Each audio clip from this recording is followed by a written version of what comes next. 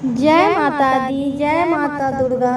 आज मैं नवरात्रि के 5वें दिन की कथा स्कंद माता की विस्तृत कथा सुना रही हूँ। नवरात्रि का 5वां दिन माँ दुर्गा के 5वें स्वरूप स्कंद माता को समर्पित है। स्कंद का अर्थ है कार्तिकेय, शिव और पार्वती के पुत्र, और माता का अर्थ है उनकी जननी। यह रूप माँ के बाद शल्य, करुणा और शक्ति का संगम है।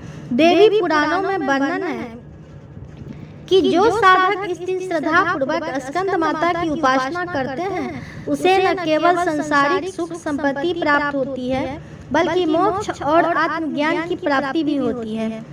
तारकासुर का अत्याचार और देवताओं की व्यथा। बहुत समय पूर्व देवता और असुरों में निरंतर युद्ध होते रहते थे।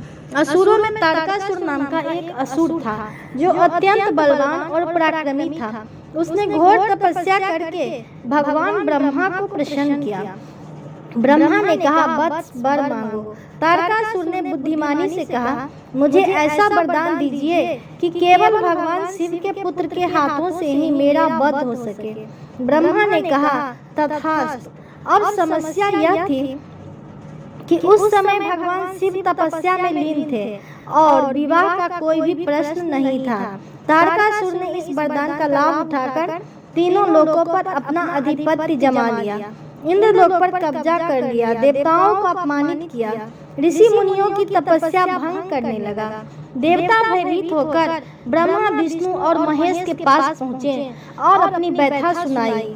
देवताओं ने एक योजना बनाई। ब्रह्मा ने कहा कि तारकासुर का वध तभी संभव है जब भगवान शिव का पुत्र जन्म ले।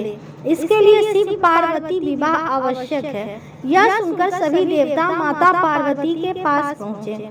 पार्वती पहले से ही शिव जी को पति के रूप में पाने के लिए कठोर तपस्या कर रही थी। उन्होंने हिमालय पर्वत पर हजारों वर्षों तक केवल फल फूल खाकर, फिर पत्ते खाकर और अंत में केवल वायु पर जीवित रहकर तप किया। उनकी कठोर तपस्या से प्रसन्न होकर भगवान शंकर ने उन्हें पत्नी रूप में स्वीकार किया। शिव पार्वती का विवाह भव्य रूप से संपन्न हुआ। देवता को अब आशा की किरण दिखाई दी। कुछ समय पश्चात माता पार्वती ने एक दिव्य पुत्र को जन्म दिया। वह थे कार्तिकेय स्कंद। स्कंद का जन्म दिव्य ऊर्जा से हुआ। उनके 6 मुख और 12 भुजाएं बताई जाती हैं। वे अत्यंत तेजस्वी और युद्ध कला में प्रवीण थे। इन्हें देवताओं ने सेनापति घोषित किया और सभी ने उनसे प्रार्थना की कि वे तारकासुर का संहार करें। तारकासुर का वध करने के लिए देवताओं की सेना और असुरों में भयंकर युद्ध हुआ। स्कंद ने अपनी अलौकिक शक्ति से असुरों का नाश किया।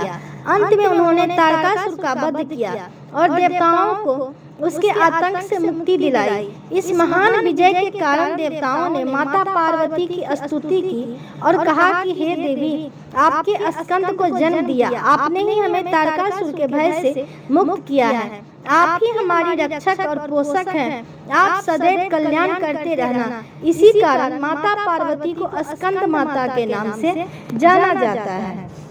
देवी स्कंद माता का रूप अत्यंत शांत और दिव्य है। वे श्वेत वर्ण की हैं, मानो दूध की तरह उज्जवल।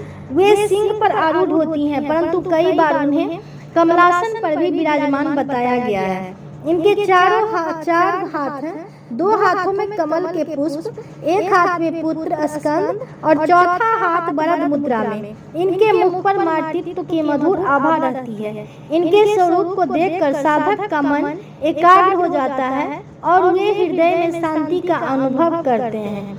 नवरात्रि के 5वें दिन